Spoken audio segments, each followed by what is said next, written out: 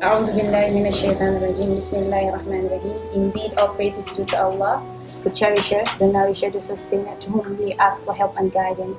We send in blessings, peace, and salutations upon our beloved Prophet Muhammad sallallahu alaihi wasallam, to his companions, to his household, and all those who follow the path of righteousness till end of time. I'm sorry. um, we have a purpose in life, and as an individual we should know what is our purpose in life and set our priorities.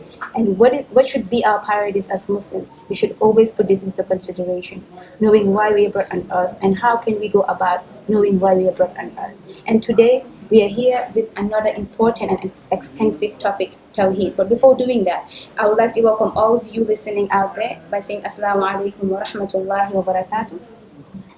Starting my greetings with my fellow sisters that are here in the panel. You're all welcome. Assalamu alaikum once again. As I said, we are with the topic today, Tawheed. And if we say Tawheed, what does it mean? What are the audience out there expected from us? And if we say Tawheed, sisters, what does it mean? What does Tawheed really mean? And what are youths, mothers, fathers out there watching? What do they expect that Tawheed should actually mean?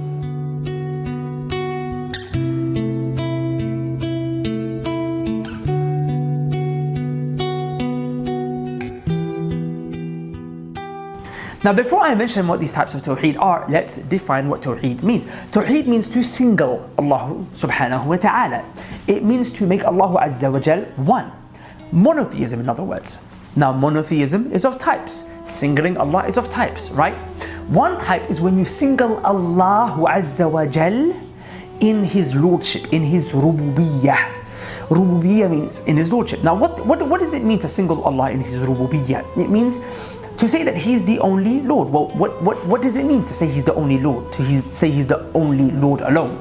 Well, you need to know a bit about what Rabb means. Rabb means He's the Khaliq, He's the creator. It means He's the Raziq, He's the provider. It means He's the Mudabbir, the one who controls the creation, okay? It means He exists, He is actually in existence. As Muslims, Tawheed is a very, very, very important topic in our daily lives. It is very important for the Muslim. And Tawheed, it's a fundamental part of the religion. It is like a foundation. So with the expression that we do, the La ilaha illallah is an expression of Tawheed itself. So as Muslims, it is something that is a foundation. It is basic for our belief in the deen. So Tawheed, literally it means unification. So Tawheedullah is unifying unity of Allah. So meaning in His unity in His oneness, unity in His worship, unity in His oneness, in His essence and everything. So unifying Allah as He is one and He is the Lord and He is the soul of everything. So Tawheed is divided into three categories like nowadays. So we have the Tawheed al-Uluhiyyah, which is maintaining unity in Allah's Lordship. And we have Tawheed al-Asma wa Sifat, which is maintaining unity with regards to Allah's names and attributes. We also have Tawheed al-Ibadah, which is maintaining unity with regards to Allah's worship. So Tawheed al-Uluhiyyah, Rububiyyah is about maintaining unity in Allah's Lordship, that He is one and He is the sole owner of everything. He fashioned everything. He is the sole creator. He created everything in the heavens and the earth and everything between it. Allah is the creator. There's nothing similar to Him. There's nothing unto like Him. He is the one who created and fashioned everything and anything. So Allah is unique. Allah is unique to Himself alone. With regards to Tawheed al-Asma wa Sifat, Allah's names and attributes are unique to Him alone. They are perfect and they have no deficiency in it at all. So Tawheed al-Asma wa Sifat has to do with His names and attributes and how His names are perfect and they are not like those of human beings or having any deficiency in it, and they are great and perfect and they are unique to Him alone. And with regards to Tawheed al-Ibadah, worship should only be directed to Allah and nothing else, because He is our creator. In the verse where He said, "I only created the jinn and mankind to worship me," meaning that everything should be directed to Him because He created us. He is the one who provides for us. He is the one who fashioned us. He is the one who created the heavens and the earth. So worship should only be directed to Him and nothing else. Worship should not be directed to prophets, no jinns, no mankind, no graves, nor no statues, no trees, only Him. He is the one who is most deserving of our worship. That is the manifestation of the La ilaha illallah, when we say that there is nothing worthy of worship but Allah alone, meaning that He is the only one that is worthy of worship and nothing else. So how should we treat these categories of Tawheed that we have? The three categories. How should we treat them as a Muslim, especially? We should treat it with respect because they overlap each other. So we should take them as one and try to maintain them in everything that we do and in our practice also, because they are fundamental. As I have said, they are like a foundation to the religion. So we have to maintain it and practice it in our daily lives and avoid leaving one for the other, because when there's a deficiency, when there's a Deficiency in one, in obviously. one of it, you will it affects the other because they overlap each other. Thank you very much. After knowing the categories of Tawheed and knowing that all three should have an impact in a believer, especially as a Muslim, then we move forward because we have important topics to tackle here in our itinerary. Next, we have fitra, the natural inclination. How does a fitra have connection with our belief in Tawheed?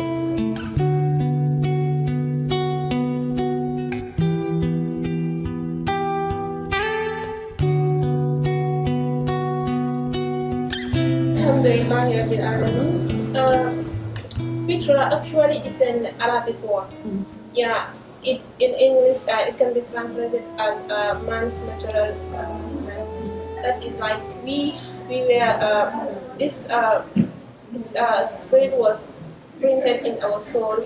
Like it's a form of a spirit that will always remind, that Allah have put into our souls, that will always remind us about like the covenant that we had with Allah. And that is when Allah subhanahu wa ta'ala created Adam and He extracted from him all his descendants in different generations, all those people that are to come on this earth.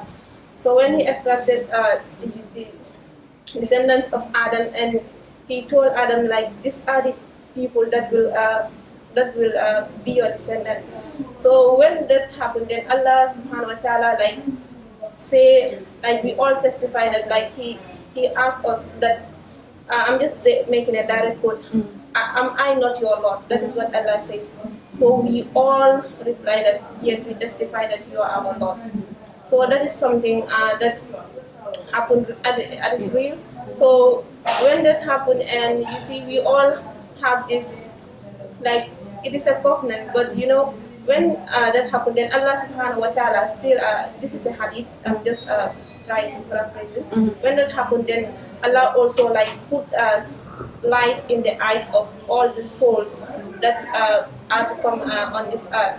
So when that happened, then Adam alayhi salam, like he was very like amazed with the light of Dawood. Yeah. Well, he was very amazed with those, but especially Prophet Dawood. So he asked Allah about Prophet Dawood, and Allah subhanahu wa ta'ala said like, he is Dawood and he will live for 60 years. So then Prophet Adam was very amazed because the light was reflecting the level of iman, the level of faith of the individuals. So he asked Allah to reduce 40 years from his age and give it to Dawood. So when it was the time of for him to die, like the angel come to him and said that like it is your end. So he said that like, but I have still 40 years left. Like forgetting that he already asked Allah to reduce those years and give it to Prophet Dawood. So you see, from that end, Prophet Adam, like our father, have About the forgotten that covenant. covenant. Yeah. So we, as his descendants, the same thing happened to us. We forget about it. But Allah is very merciful towards us. Yeah, He sent individuals, messengers, prophets. Yes, He sent these people in order for them to remind us about the covenant that we made with Allah. That is, we testify that He is our Lord and we are going to worship Him alone. So you see, Allah is very merciful towards us. So It shows us that we have a little bit qualities that are in us that will never go up. Things like forgetting and all this stuff. But yeah, exactly. when we forget and engage into sin, we could still come to Allah because He's the Yeah, most merciful. exactly. And in fact, this fitra, it always reminds us about that covenant. Or like, if we want, in the case we want to do evil, it will remind us, okay, there is this being who is watching like what I'm doing. Sometimes in fact we know that like what we are doing is not right. It's not something that should be done. So the fitra is something that is in us. But most of us like we just tend to forget, to ignore it and follow the whispers of Satan. That is why most of us like we fall into sins and so many other things we do, like still we worship other people beside Allah. Okay, what is the status of a person who's newly born? What is his status? Fitra is a Quranic concept. It comes from the Quran, where it says God has created us upon the fitra. So what is fitra in English? It's a natural constitution of the human being. It's the natural disposition. And there's a hadith or a saying of the Prophet Muhammad that God created us upon the fitra, or upon a natural constitution. God has created us in a certain way. And then it's our parents who make us Jews, Christians, or Zoroastrians, and so the implication is that God has created us for Islam. Now, many modern Muslims, contemporary Muslims, have said that, well, this is pointing to Islam.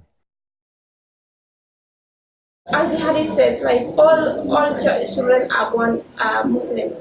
It is their parents who make them Christians or Jews. That is a hadith that it's a hadith, not like something that I said or something like that. So everyone is born a Muslim. We are all born with this fitra that reminds us that there is Allah, there is one Lord, and we promise to Him that He is our Lord and we are going to worship Him alone. It's already been interesting knowing our responsibilities towards our Lord. Let's take a short break and come back and we'll be more in the topic Tawheed. Thank you.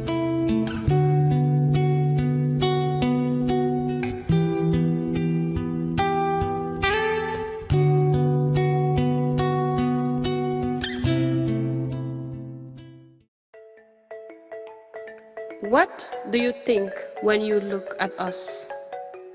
We are powerful and resilient women, breaking boundaries, and our hijab has nothing to do with oppression. It's unbelievably liberating. We are proud to walk around with something that defines us in public. It's our crown, our helmet, our most valuable jewel, and at the same time reminds us to be most humble. Our hijab is a symbol of empowerment. We do not only accord ourselves respect, but also demand it from others.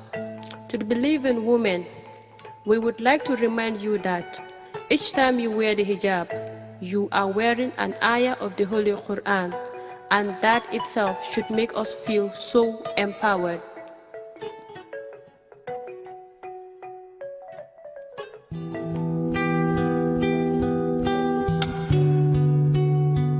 Welcome back to Here in Sister Speak, and we are today with the topic Tawheed. If you're just joining us, we've already started and we are already enjoying the show already. Sisters, welcome back. We are still on the topic Tawheed, and we are talking about this aspect, wearing of charms and amulets. Assalamu alaikum. Well, from the look of the society's view, wearing the charms and amulet becomes very rampant.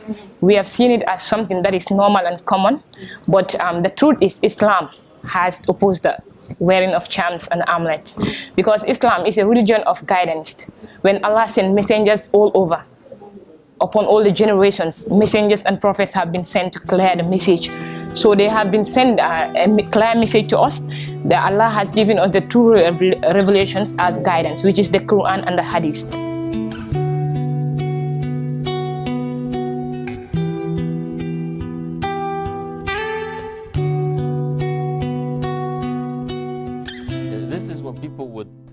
put something on their neck, on their arms, things like this, or they hang it on the wall or something like that, as a mean to push away evil from them. Okay.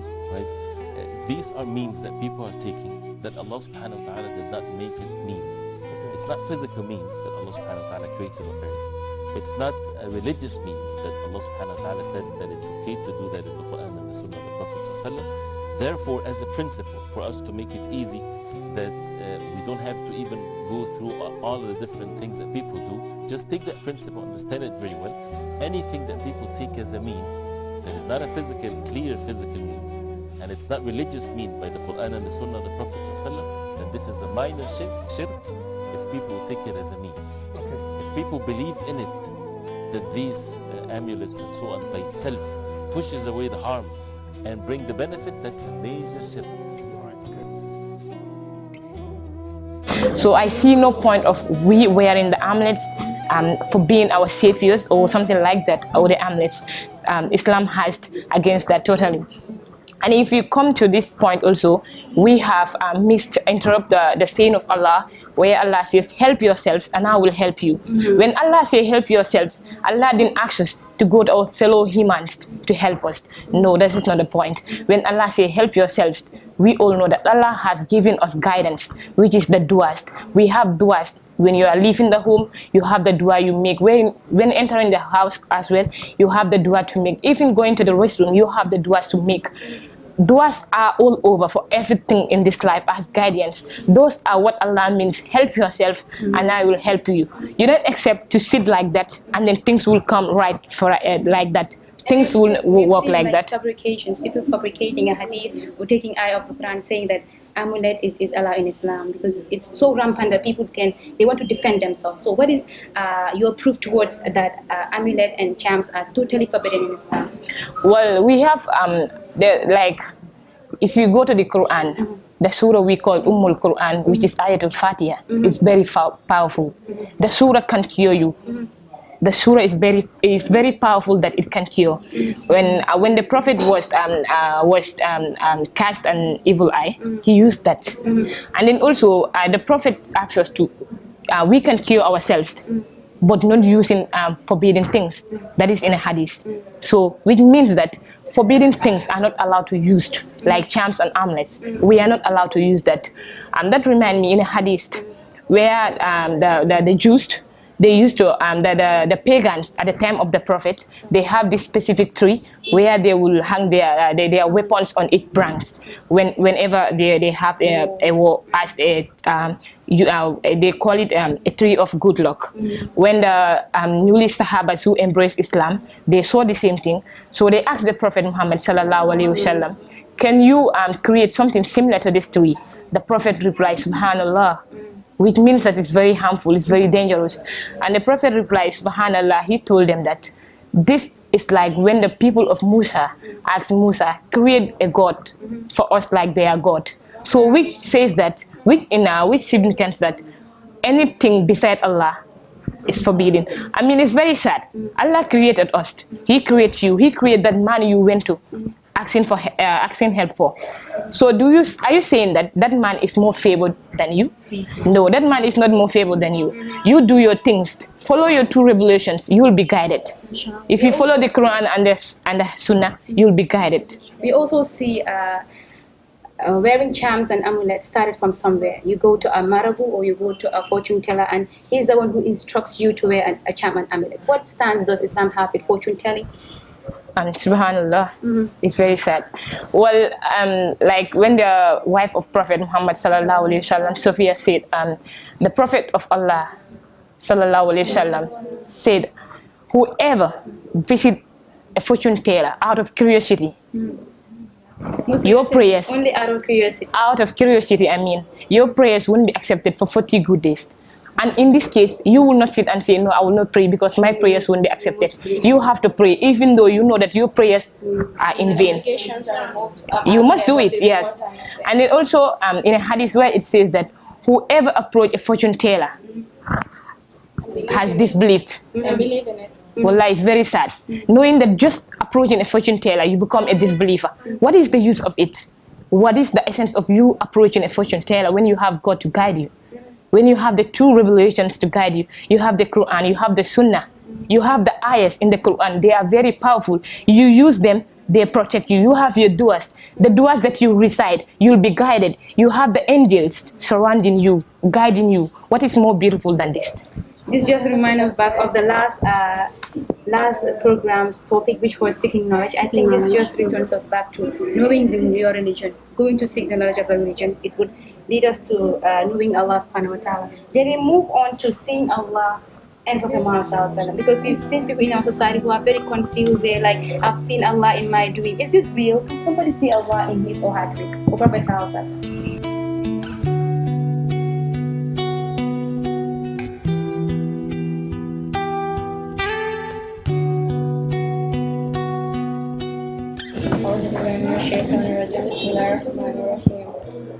Before I start, I would like to read out what Abu Dhar is a companion of the Prophet Muhammad sallallahu alaihi wasallam. He asked the Prophet Muhammad sallallahu alaihi wasallam. He said, like, did you see your Lord on the Isra al-Miraj when he went to the above the seven heaven? And he was like, how can I see him when there was only light? You see, that is a statement. And in the Quran, in Surah Al-A'raf, regarding the issue, the conversation between Allah and the Prophet Musa, alayhi salatu wasalam, Prophet Musa asked Allah subhanahu wa ta'ala to show him his glory, and Allah subhanahu wa ta'ala was like, you cannot see me, you see. And he was like, he's going to show himself to the mountain, and if the mountain remains, he's going to show himself. So Allah subhanahu wa ta'ala showed Musa is going to say him rather. Allah subhanahu wa ta'ala showed Musa the mount. Allah subhanahu wa ta'ala showed the mountain his glory, and the mountain collapsed, and Musa remained unconscious. And when he gains consciousness, it was like, I've repented to you, I'm the first of the believers. So Allah subhanahu wa ta'ala forbid anybody to see him in this world and in the year after. Musa, Muhammad, none of them saw their Lord in this world, and nobody will be able to see their Lord in this world except in the year after. And Allah subhanahu wa ta'ala said, no eyes can catch him, but he catches all eyes. And a very perfect, epitome for this issue is regarding Sheikh Qadri al-Jilali. He's a very devotee worshipper, and he explained this audio. He said there was a day he was immensely in worship with Allah. He was immensely in worship, and then all of a sudden he saw a grand throne and a bright, everywhere was light and everything, and the voice came out, and it was like, O Abdul Qadri, I am your Lord. I have forbidden to you what I have permitted to others. And Abdul Qadri was like, are you Allah? Beside there is no Lord. The voice remains silent, and all those glandor and everything just went off at the moment.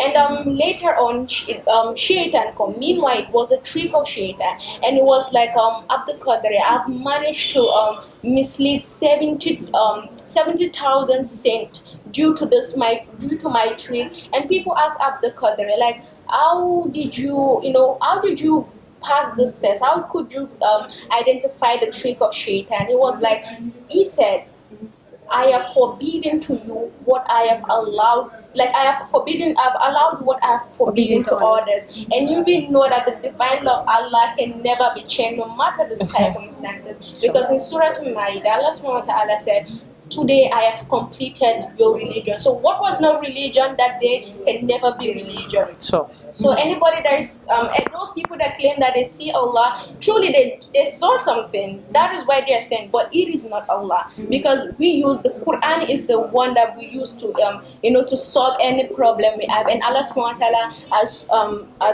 has told us that there's nothing similar like him. Meaning our mind cannot conceive who is glory. We can never know that this is the way Allah is. So I have to urge all those, we should please not fall into the trap of Shaitan. What of seeing Prophet sallallahu the Prophet Muhammad sallallahu alaihi wasallam in an authentic hadith, and by the narrators Abu Hurairah, Abu Qatada, and Jabir bin Abdullah, the Prophet Muhammad sallallahu alaihi wasallam was reported to have said, whoever sees me in a dream truly saw me rather, and because Shaitan cannot take my form, and that is a sa'ir hadith, meaning it's authentic. But the thing is, there are conditions for that, because for you to truly know the Prophet, you should have seen him. You should have known him. Like, yes, the Sahabas, he was referring to the Sahaba because they used to see him. So when they saw him in the dream and everything, they will know that, yes, this is the Prophet. And they knew the description of the Prophet. But we don't know the description of the Prophet. We have never seen the Prophet. So if you just have a dream and someone just tell you, I am the Prophet, how are you going to know that? Because you have not seen the Prophet. You don't know his description. So all these are form of Shaitan. It's not like Shaitan really took his form, but Shaitan appeared to be him, but that's not him. We have to be very careful with the trick of Shaitan, because he has already made his covenant. He said he's going to mislead us, and he wants us to follow him into hellfire. And I pray Allah subhanahu wa ta'ala save guide us from that. Shaitan indeed is an enemy, but we will fight him, inshallah. Let's take a short break and be back.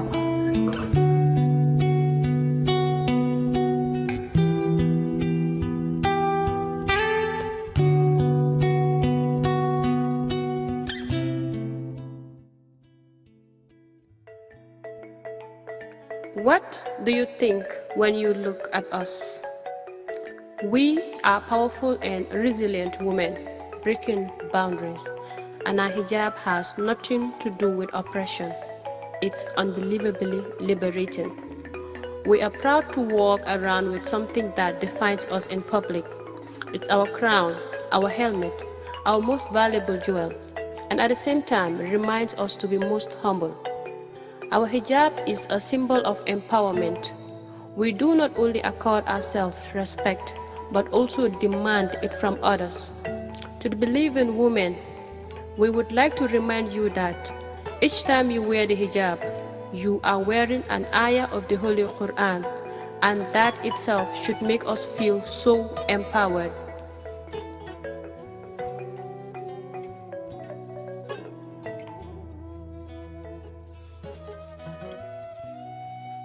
Welcome back here in the Sister Speak. As I promised, we are still on the topic Tawheed, and we have another important aspect, another important item in our itinerary, and that is grave and saint worship. And what is grave and saint worship, and how do people portray it in our society? Assalamu alaikum wa rahmatullahi wa barakatuh. Just as Sister Bintu have said and explained Tawheed and grave and saint worship, fortunately it falls on the shirk, and which is the opposite of Tawheed. So if you're not in Tawheed, obviously you're in shirk. So it falls on the shirk of ibadah, that is grave worship. So it was a habit or done by the people of the past, nations of the past, that is the people of the book. They used to be engaged in grave worship, which is a grievous sin in Islam. It is a major sin in Islam. It is forbidden. The Messenger of Allah subhanahu wa ta'ala stressed this before he died. It was the few of the things he stressed the few days within he died. And he has caused the people of the book who took their prophets' graves as a place of worship. So this is indicating that it is like a very bad and grievous sin. In Islam, Allah is the one who we should worship. That is why in Fatiha we recite this at least 7 times a day. Iyyaka na'budu wa iyyaka nasta'in. You alone we worship, and you alone we ask for help. But yet, what we are doing is the opposite of it. Nowadays, Muslims, you see, as Nisu was saying, you go to the marabus and stuff, and they tell you stuff that are, it doesn't go align with Tawheed. They tell you to, sometimes they even tell you to go to the grave and perform some rites, which falls on shirk. People, when it comes to grave worship, it's 2 types. One is either you're worshiping the person, or you believe that, for example, it is linked with saint worship. You believe that person is so holy, and when the person died, like the vicinity in which the person is buried has blessing. So you find people going to the grave, praying there, offering sadaqahs or charity or whatever, offering or even reciting the Quran, which is prohibited in Islam.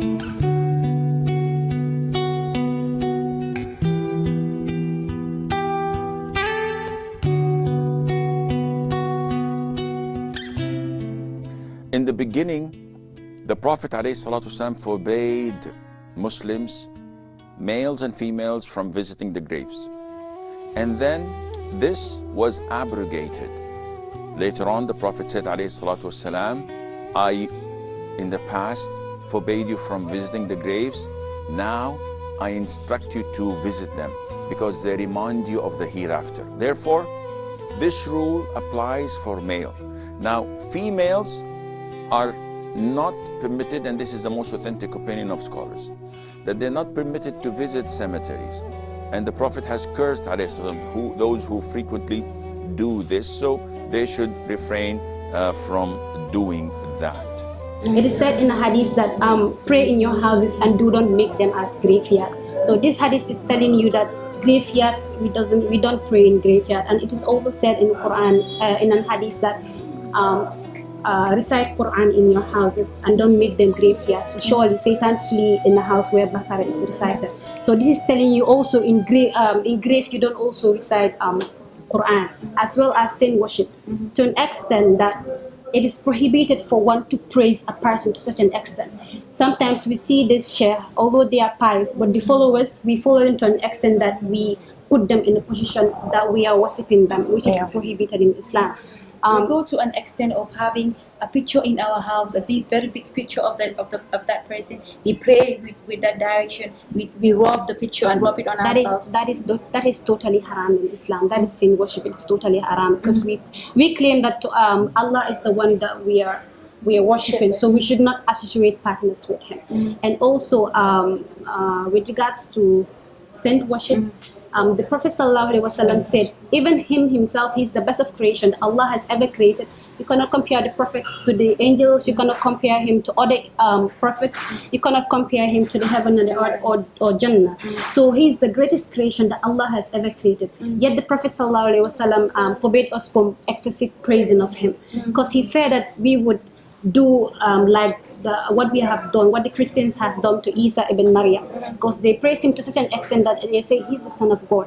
So the Prophet ﷺ forbade us for excessive praising of him, fearing that we will make him as we have done to Isa ibn Maryam. What does Islam says about like having a grave in a place of worship, like in a masjid? He says that we know that praying in a masjid with a grave inside of it is totally prohibited, because the masjids are supposed to be only for Allah, and you cannot establish such a masjid on a grave or introduce a grave to a masjid. And the scholars say that if there was a grave and you build a masjid on top of it, the masjid has to be demolished. And if there is an existing masjid and then you introduce a grave to it, the grave must be dug out and the remains must be taken out. The problem is that he says that what about the grave of the Prophet ﷺ? It is in Medina, it is in the masjid. And we say, like all scholars say, that this is not true. The Prophet ﷺ, if you read his seerah, where was he buried? Not a single person who knows Islam would say that he was buried in the masjid. Everybody knows that he was buried in the house of Aisha. It is so sad that in the Gambia here nowadays, people has make it a culture and a religion. You find a grave in a masjid, which is totally haram in Islam. The Prophet would forbid people to pray in the direction of the grave, fearing that the ignorant masses would see it as they are worshipping the grave, or praying in the grave. Even if you're doing it intentionally, when your intention is clear that you're praying to Allah, but the ignorant masses might see it as you are praying to the grave later on. So it is forbidden for a mosque, for a graveyard to be in a mosque. Yes, one should leave. If the mosque found the grave, then the mosque should leave. But if the grave found the mosque, then the grave should be removed, inshallah. Let's talk about minor and major shirk for the benefit of we ourselves first and those listening. What are minor and major shirk that we should be very very careful with. I think what Musu have said is an important thing. Nowadays, we find people visiting this so-called fortune marabouts also believing that they have the knowledge of the unseen, which is a very, very grave sin. For one to go to a marabout and you say, okay, I just want to hear what the marabout is saying, but I'm not going to believe. For that, your prayers will not be accepted for 40 days. What if you believe? There you have rejected what the Prophet sallallahu alaihi wasallam, or you have gone. What are the minor shirk we see? Like minor shirk. We're not getting into shirk, but we just want to have a overview so that people could learn from. Minor shirk that we see in our showing up, society. I guess showing up. Yeah, minor shirk is like Ria, because it's not apparent. You cannot really know. That is why we always have to seek refuge in Allah. We have to seek refuge in Allah for knowingly committing shirk with Him, and we have to seek His forgiveness for what we did not know. Because sometimes we just go off and we start showing up without even realizing. And when the Prophet Muhammad, sallallahu alaihi wasallam, it was like it's so hidden.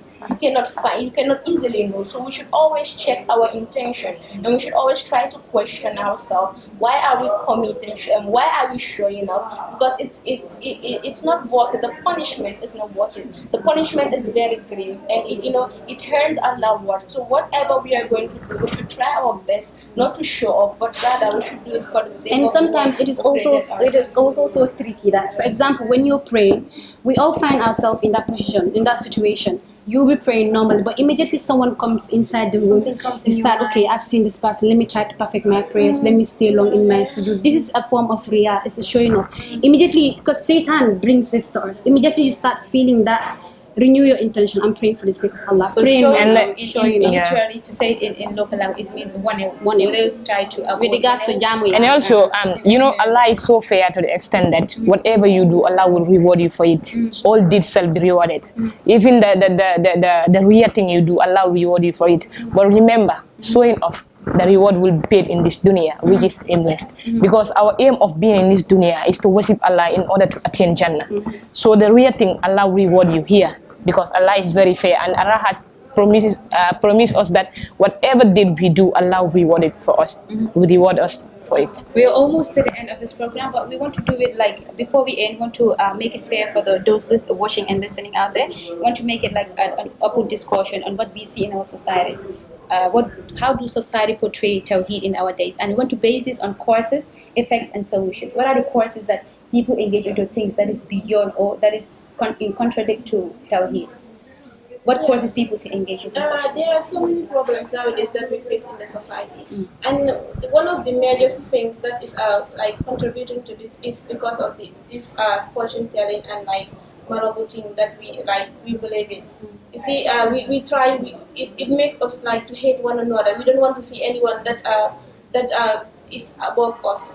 So the moment we start to see someone starting like to change to be a better person, we try to go to the marabout or the fortune tellers one way or the other to destroy the person's life. So we are having endless problems. And the other thing is, just like she mentioned, going just out of curiosity is a sin, and like your prayers is not accepted. So how about in the case that you believe and you try to kill a person, or you try to destroy a person's life? So we see we have so many. It's a very grave sin. And the other thing, like what are the effects? I want to hear from Sister Bintu, inshallah. Sister Bintu, what are the effects? Why do people engage into shirk, or sometimes they deviate from aspects of Tawheed to that extent? What effects does it give to the society? What effects do we see that it portrays to the society? Sometimes we see a marabout killing another person because of the person have to pay me money. What effects do we see in the society? Sometimes you walk and you think you're harming this person, and it goes beyond that. It flows up to that. What aspect do you think going to marabouts or neglecting Tawheed leads to? Well, when we neglect Tawheed, we fall into shirk, because that is like disrupting our belief in Tawheed. So we tend to fall into shirk, which is a sin. I mean, it's the greatest sin. So that is why maintaining unity in all of in Tawheed is very beneficial for the Ummah, because as soon as we just fall out from those belief system, we tend to go to a fact that is very dangerous for us. Oh, good. Now let's find a And then- solution to this. If Okay. you still have effects, you can still go on. Yeah, Mamse, one of the causes I can say is lack of security, lack of being content. And Because education, knowledge too. Allah created us, but we are not equal. Because from the look of the things, if you see, you will know that even Prophet Muhammad has been favored among all the creations. Even the months, we have Ramadan among all the months, the Quran among all the books, Friday among all the days. So who are we to say that mom again or this and that? Allah give this person this doesn't mean that you should be jealous of that person. You go to an extent that these are the tricks of Satan, but as humans we are not understanding this. Satan, the moment you fall in his traps, it's very difficult to escape from it, because one thing we don't understand that is that the fortune tellers, they have contact with the wall of the genes. Yeah, so because the gene that if as a human being we have our genes, so that gene knows you better. So the moment you approach the fortune teller, the gene will already tell the fortune teller everything. Okay, so the moment you enter, the fortune teller will be like, Mariama, the daughter of so and so, you are working at this place and that, in this school and that. So you will be like, you ask Allah Akbar. You will be like, kii moom he's very mighty. Kii moom daf ma xam beje. Kii moom Serigne bu bala. While you are wasting your time, your money, your energy, the money that you are spending on the marabouts, give it to those who need it. Well, Allah will reward you for it, instead of giving to those who are not doing anything and gaining. I think with regards to courses, I think the main problem is lack of knowledge of the deen. Ignorance. That's why it is very important to learn the deen. That way, no one is going to fool you. And also, people now, we are more into blind following. This sheikh said this, this sheikh said this, and you believe it. I think we should, as Muslims, it is our responsibility, because seeking knowledge is compulsory in every Muslim. It is our responsibility to seek knowledge. In that way, I don't think no soothsayer or no can fool you. Because it is very disheartening. But like what is going on in the society is very crazy. So I find the solutions, please. So we've had causes and effects. Now you want solution. Yeah, we have to know, first of all, the solution to clear out this is to put Allah in your life first. That is the first thing you have to do. Because as humans, naturally, our heart tend to love. We are that way. But there's a particular love. It's just for Allah and Allah alone. And if you don't have that love, you're going to search it out. And when you search it out, you're going to go anywhere in the world to find it, even to the extent of going to fortune teller. So as I said, you have to put Allah in your life, you have to put Quran in your life, and you have to understand the main purpose of living. Our main purpose is to worship Allah. You have to understand in the Quran the verses of Jannah. It has to have significance in your life. When it has significance in your life, you will not care who loves you and who hates you. You will not care what is going to happen to me tomorrow. Most of us don't understand what is true happiness. True happiness is not about wealth or anything. It's about contentment of your heart, of the heart. You have to be tranquil within yourself. So we should try our best. The solution is to have Allah in our heart and know that He is going to reward us. Nothing is fruitless in when it comes to doing it for the sake of Allah. I think maybe my sister Also, as a Muslim, with regards to happiness, you should know that Prophet ﷺ said this dunya is a prison for the believers and a paradise for is a prison for the believers and a paradise for the disbelievers. So in this dunya, this is telling you that you wouldn't attain optimum happiness. Optimum happiness lies in the hereafter. You should never you will never be content, no matter what wealth you have. You will never be content. Contentment lies in the next life. So as a Muslim, see the way you're living. Are you living a life of a prisoner, or are you living the life of also, those in this Christ? life is a life of test and not a life of pleasure, because Allah said He created us to test us and to see as to which one is the best and most best and deserving. So you see, this life is a life of test. So we have to take it that way and strive for the hereafter. That is what we would benefit us, because when you put the hereafter in front of you, then Allah subhanahu wa ta'ala will gather your affairs for you and help you in attaining that hereafter that we're fighting for. And then also, I believe one of the solutions can be like believing in yourself. Know the reason why you want this art. Just like Hadith said, "Ad-dunya is junul mu'minin wa jannatul kafirun." This dunya is like prison for the believers, while paradise for the disbelievers. If you believe in this, you are safe. yeah, just to continue with the hadith, that the proof, it is also in line, the covenant of Allah with Adam is also in line in the Quran. That was just a hadith in the Quran in Surah Al-A'raf, chapter 7, verse 172 to 73. So it says Allah Allah have this covenant with us, because on the day of judgment, the reason for him doing that, as in the Quran, so that in the day of judgment we will not go there and say that, oh Allah, we disobeyed you, we do this and that, because we were unaware that you are our Lord. And the second thing is that before we will for us to have excuse saying, okay, we found our forefathers doing this, so that is why we do this. And the verse says, so then are we going to say Allah will punish us for something that we didn't do? This shows us that we should always try to fulfill the promises that we make with people. So till we meet again with another extensive and important topic, we are leaving you in the hands of Allah. Till we meet again. Assalamu alaikum wa rahmatullahi wa barakatuh. Wa alaikum salam wa rahmatullahi wa barakatuh.